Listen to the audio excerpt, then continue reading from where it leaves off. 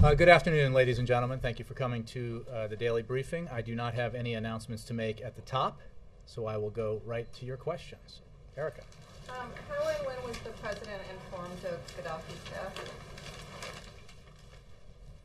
The president, as you know, or has been reported and reported accurately, the president had a regularly scheduled daily briefing this morning, presidential daily briefing. He was aware prior to that of the reports of Muammar Gaddafi's death, and as has also been reported, we were working with our allies as well as others to confirm those reports. We have confidence in those reports, and that's why the president made the statement that he did make. Does the U.S. have a clear idea about who is in charge in Libya right now? Yes, the TNC is in charge. It is the only authority now claiming to be in charge in Libya. I would refer you to what the president said about the process now going forward once liberation has been established and declared, and the commitments that the TNC has made in terms of moving forward with a transitional government and a democratic future for Libya. Do you feel that you have a sufficient understanding about who those individuals are, and do you have any concerns about what you may not know? Well, it's been now 7 months, I believe, since the NATO mission was undertaken. It has been a number of months since we recognized the TNC, and we have, even prior to that, been engaged diplomatically with the TNC, as have our allies. So we have a good, we believe, feeling for and understanding of that body, and we would simply point you to the statements that they have made about their commitment to a democratic transition in Libya. And finally, does the president view this development as a vindication of his approach to war? The president views this as a victory for the Libyan people. The approach that he took was to assess the situation in Libya, which at the time was faced with potential massacre at the hands of the Gaddafi regime. He understood that we, working with our allies, could take action to prevent a massacre of Libyans in Benghazi, and he took that action and engaged, as you recall, the U.S. military in a leading role initially in that action, in that NATO mission, and then, as promised, a supporting role thereafter.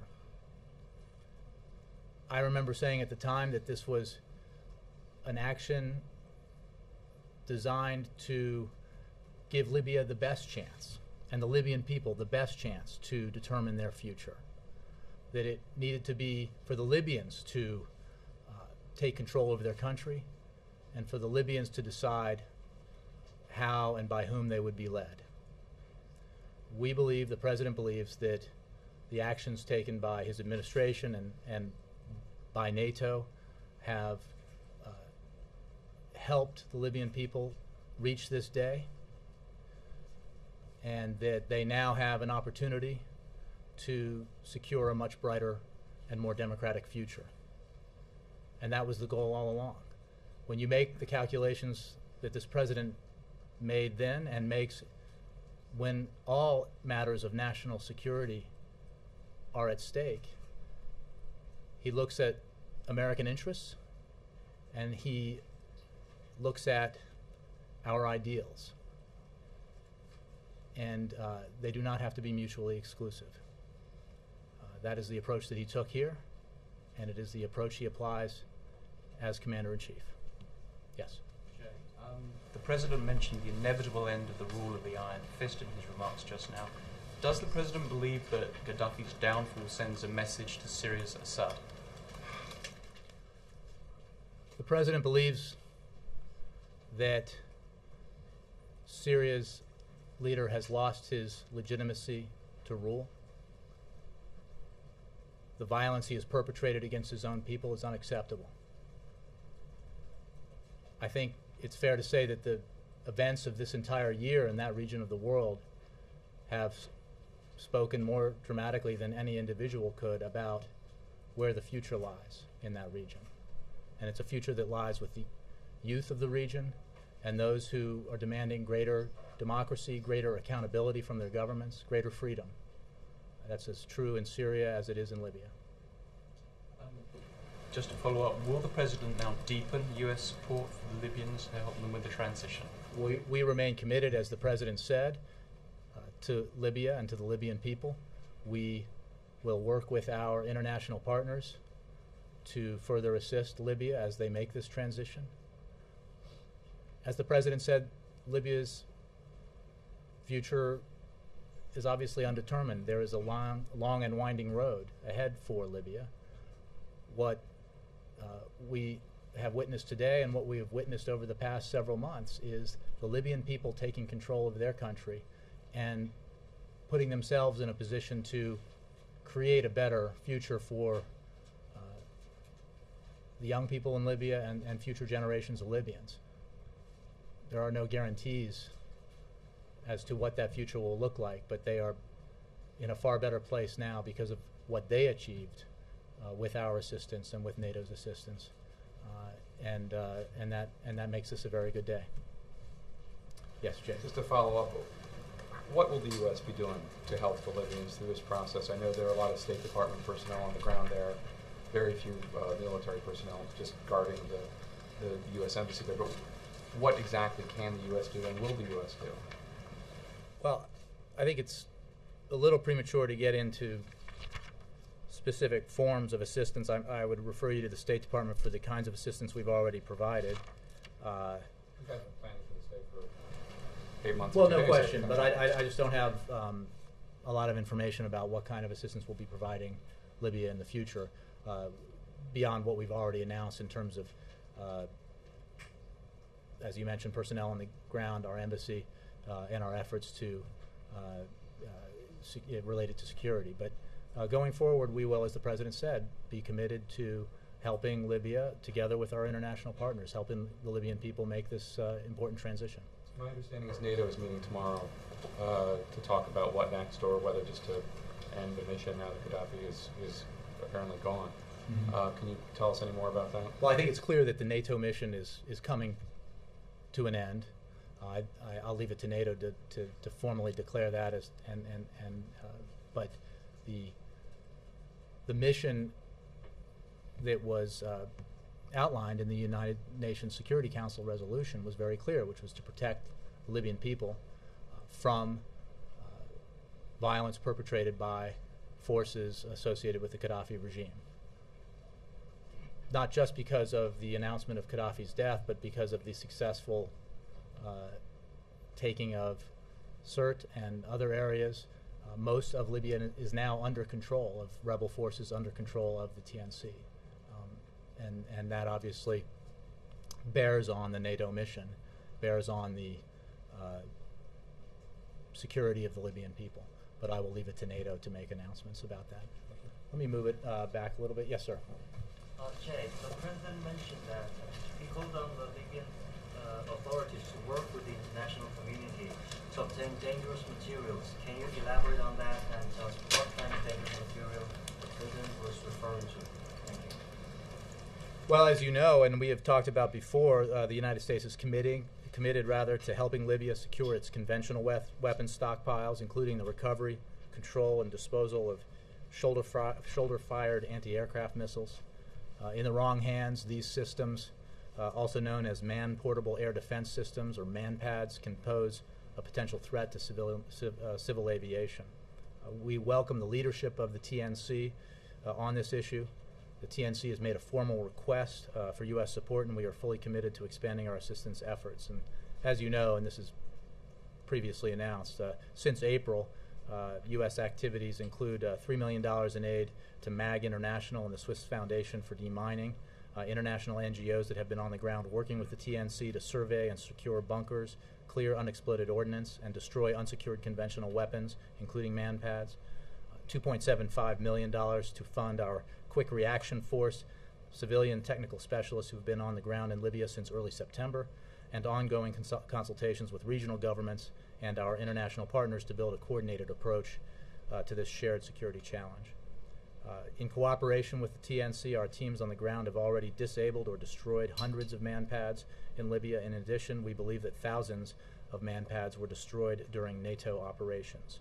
Weapons bunkers were a major target. Many of these weapons are also under the control of TNC forces. Yes, ma'am. And then I'm just noticing the language here. I've heard the announcement of Gaddafi's death, but I haven't heard you nor the president say specifically Gaddafi is dead, or has that not been confirmed by the White House, and what would you need to confirm that? We are confident in the reporting, and we have obviously seen the announcements by the authorities in Libya from the TNC. So we have no reason to doubt this. We're not on the ground making that assessment, but we have confidence in the reports that Gaddafi is dead. Yes? Jay, the Vice President said this morning America spent $2 billion total and didn't lose a single life. This is more a prescription about how we ought to deal going forward. Does the President agree that this is a prescription for the future that isn't just for Libya? The Vice President's point is an important one. Actually, far less than $2 billion, between $1 and $2 billion total. I wasn't contesting. No, but I think it's important that the approach the President took here was designed to ensure that we worked together internationally with our partners, that NATO functioned as it should, and that our allies, after an initial phase when United States military forces took the lead, that our allies in NATO thereafter took the lead and we were in support. That enabled us to do many things. Most importantly, it led to a mission that, in protecting Libyan civilians, allowed Libyans to control the outcome of their revolution and to decide their own future. They own what happened in Libya, and they should be rightly proud of what they've accomplished.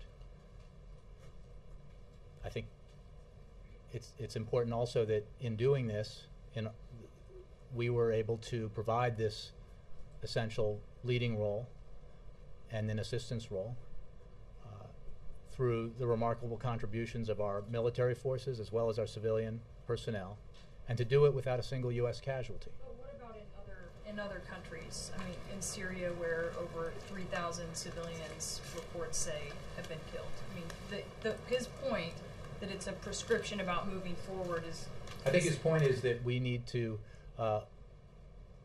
whenever we face situations around the world that may or may not require action, that we should always work with our allies and look at the opportunities to work collectively with our allies and partners to do that. That this is all about taking a long view. What kind of outcome best serves American interests and best serves American ideals?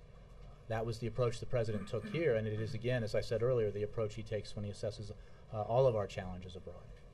And on jobs, if I may ask a question, Sure. The Vice President also talked about crime recently in relation to the part of the jobs plan that we'll be seeing coming up for a vote in the Senate, the money for teachers, police officers, firefighters, and he had an exchange with a reporter from a conservative news organization on the Hill. He said, You're beating his colleague to the punch here, but okay. This was some comments that he made about rapes and murders going up, and he clarified his comments. He said, I said rape was up 3 times in Flint. Those are the numbers. Go look at the numbers. Murder is up, rape is up, burglary is up. That's what I said. The reporter countered, and if the Republicans don't pass this bill, then rape will continue to rise. And the Vice President said, murder will continue to rise, rape will continue to rise, all crime will continue to rise. Does the President agree? I think it would be hard to find anyone who doesn't agree with the simple equation that fewer police officers on the street has a direct effect on the crime rate. We saw this in the 90s, and I don't know that any lawmaker up on Capitol Hill would contest that simple fact, that or any American who makes that assessment in their local communities. Would you want fewer or more law enforcement officers on the job? And do you think that having more law enforcement officers on the job, police officers on the job, would have a positive impact on crime? That's the point he was making, and that's a point that the president absolutely does share. Republicans are jumping on this, saying that they're being told their opposition means more people will be raped, more people will be murdered. What does the president say to them? You know, you can focus on the words, or you can focus on the simple fact. The president put in the American Jobs Act a provision that would provide assistance to states to put teachers back to work and to put firefighters and police officers back to work, first responders. I mean, are Republicans arguing that there is no correlation between the number of cops on the beat and the crime rate? That would be an interesting argument to hear. It's a new one, a novel one, but I'd like to hear it. Yes, we are saying that more police officers on the beat is a good thing and will help keep crime rates lower. More firefighters fighting fires will reduce the impact that fires will have in our communities and will save lives. That's a fact. And more teachers in our classroom will, in our schools, will enhance the education that our children get around the country, further strengthening our position going into the, as we continue to compete globally in the 21st century. That's why the president wants the American Jobs Act passed. Now we're taking it up provision by provision. These are essential. Putting these people back to work is good because it puts them back to work. The added benefits are also extremely important. The added benefits of putting teachers back to work are obvious, I think, to anyone who has children, anyone who cares about the future of this country and the needs that we have in terms of education, and the direct correlation between a better educated America and a more competitive America. More police officers, more firefighters on the job has a direct impact on crime and you know, can save lives in terms of fires and other emergencies. So the President believes very strongly that there used to be bipartisan support for this kind of approach, and we hope there will be as the Senate takes up this important measure. Bill. Jay, granted, every situation is different, but if you look at Iraq and you look at Libya, they're very different approaches. With Iraq, it was almost entirely a U.S. effort. We paid for it entirely, over 5,000 lives lost. In Libya, we were part of an international coalition under the UN, didn't put the entire bill and no American lives lost. So if you look at those two, as the administration is saying, Iraq was the way we used to do things, Libya is now the way we're going to try to do things, sort of building on it. I think we'll let analysts make observations about that comparison. The president simply believes that the action that he took, that this administration took, working with our allies, working with NATO, working with our partners in the Arab world, was the right action for Libya. And most importantly, well, I mean, it's hard to grade the importance here, but it is vitally important for Libya's future that Libyans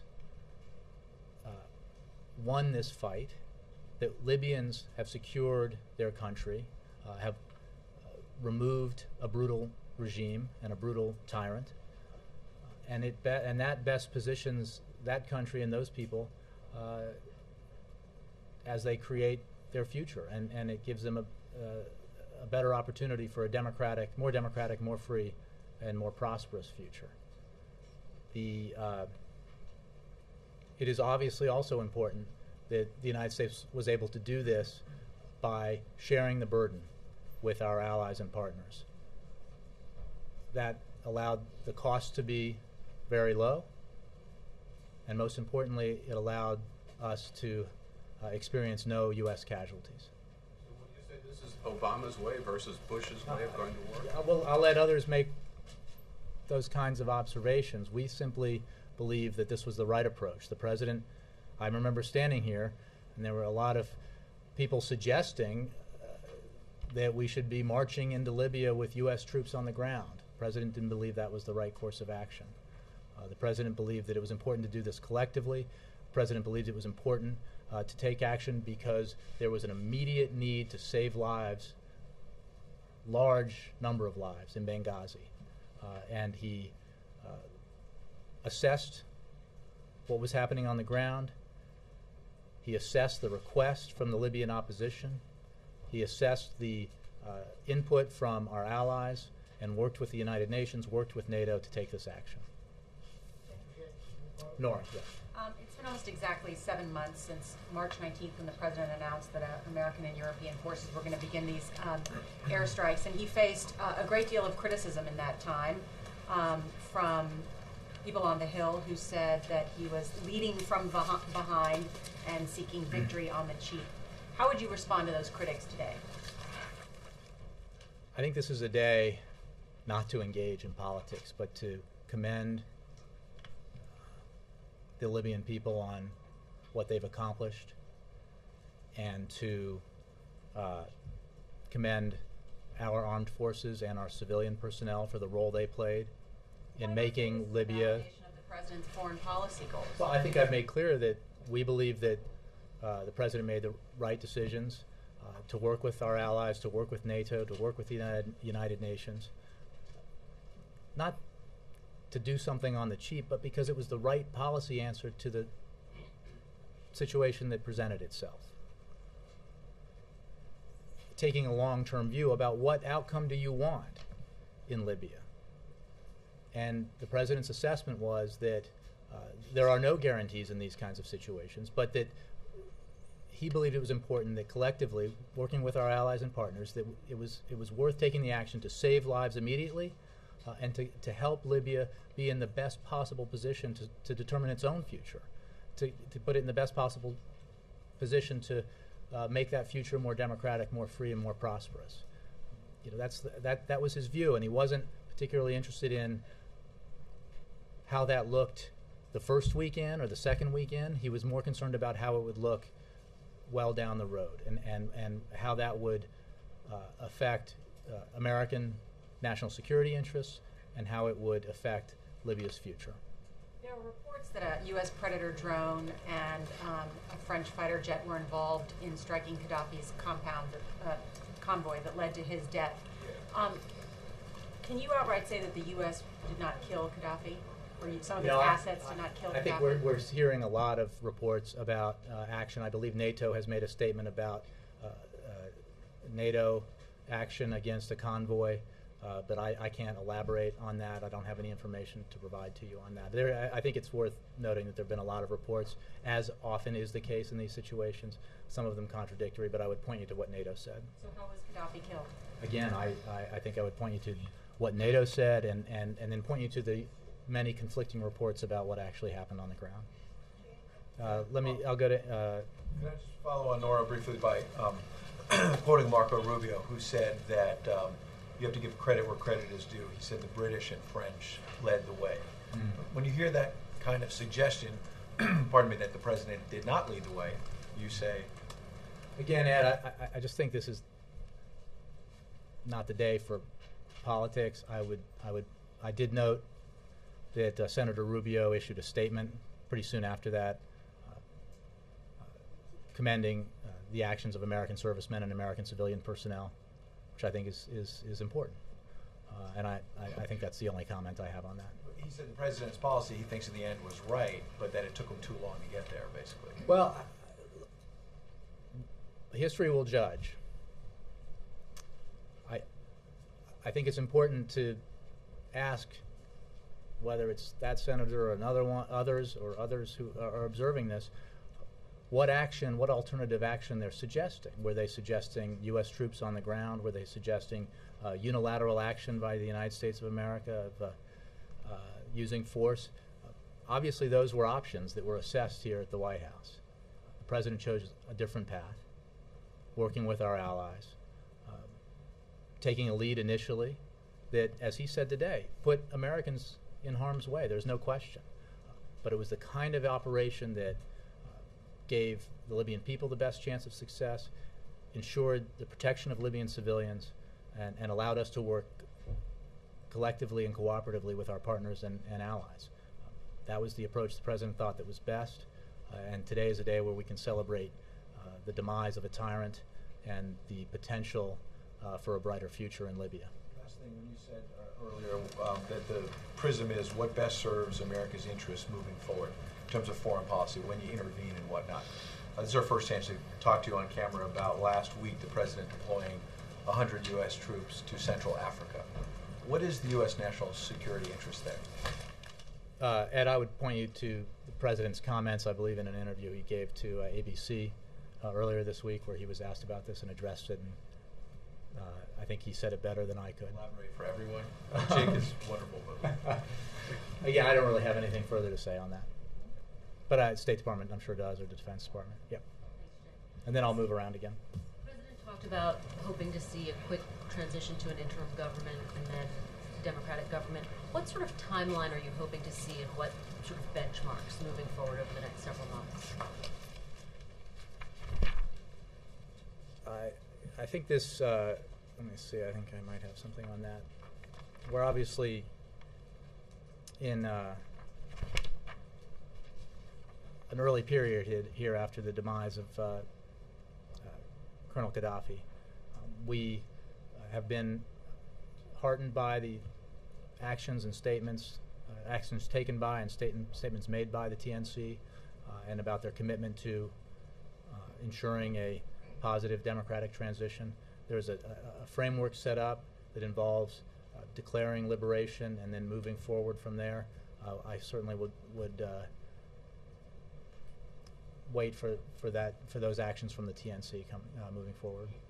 And just going back to Syria quickly, one member of the Syrian National Council was quoted as saying, if the regime, meaning the Syrian regime, continues to be so irresponsible, our main objective is to call for the protection of civilians along the lines of a UN no-fly zone set up in Libya that cleared the way for NATO airstrikes. What's your reaction to that, and is that a realistic request or goal?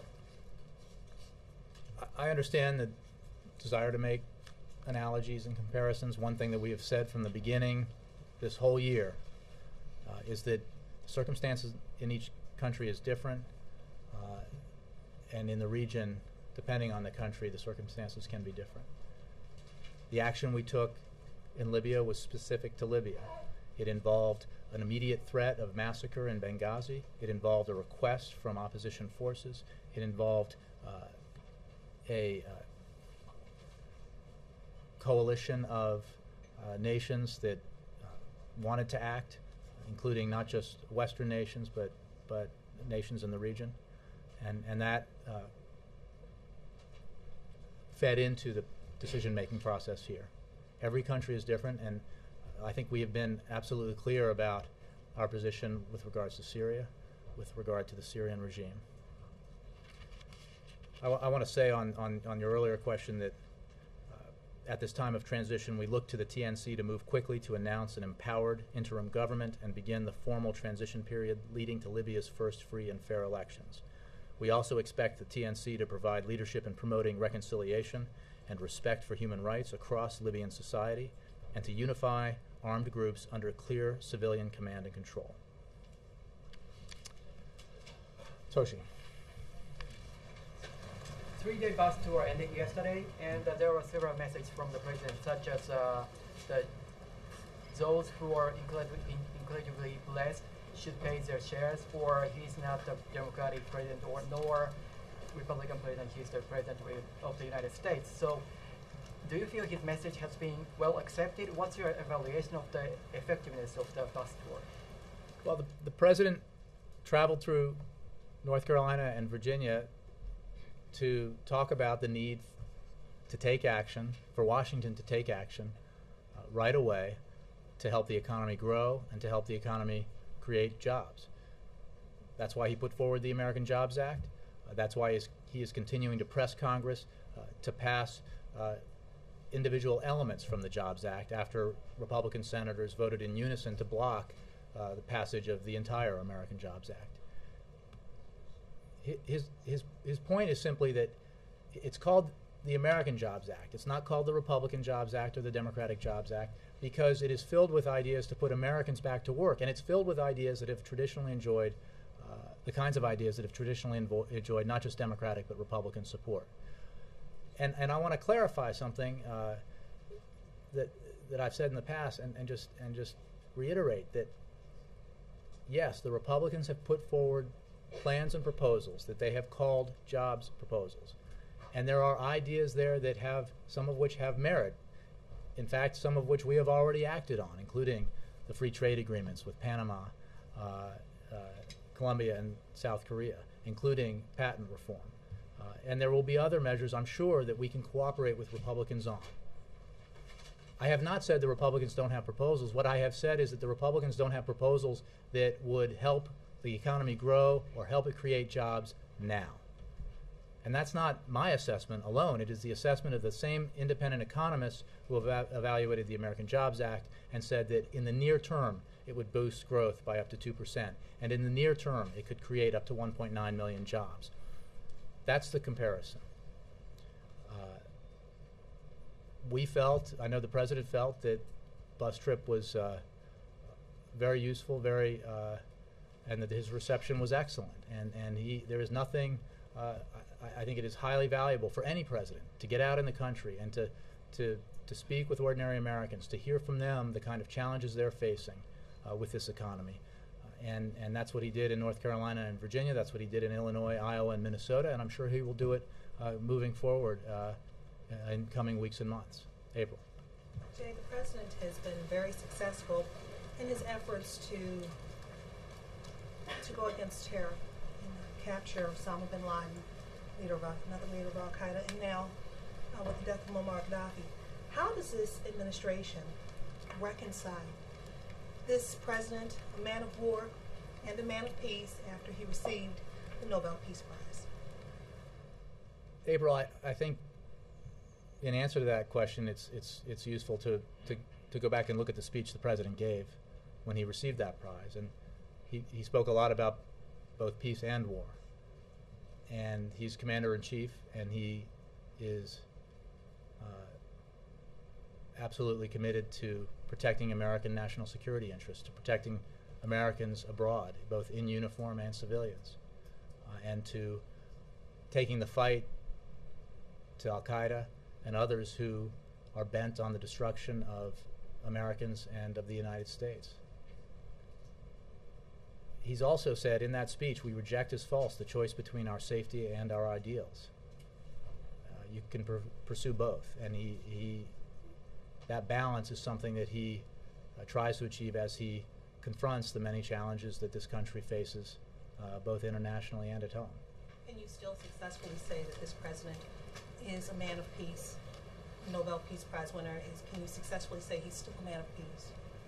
I can say that he's a president and a man who desires peace, but he also has as his highest responsibility and priority the protection of the United States, the protection of the American people.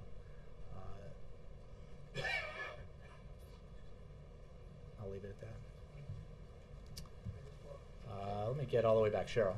Thanks. Jay, getting back to the jobs bill, it's always about the pay-fors, and the Republicans just won't increase taxes. Are there any other pay-fors that would help move this jobs bill along? We have said, as you know, from the beginning, that we are open to other means of paying for the American Jobs Act and the provisions therein, as long as they meet the President's principles. We do not think it should be paid for by adding burdens to the middle class, adding burdens to our seniors. That's just not, those alternatives do not meet the President's principles. And we simply believe, as the vast majority of the American people believe, that it is fair and appropriate to ask those who have done very well to pay a little bit more. It is not, he believes, the President believes, too much to ask millionaires to pay a little bit more to ensure that we can put hundreds of thousands of teachers back to work, to ensure that we put construction workers on the job to rebuilding our crumbling infrastructure, our highways and bridges and schools.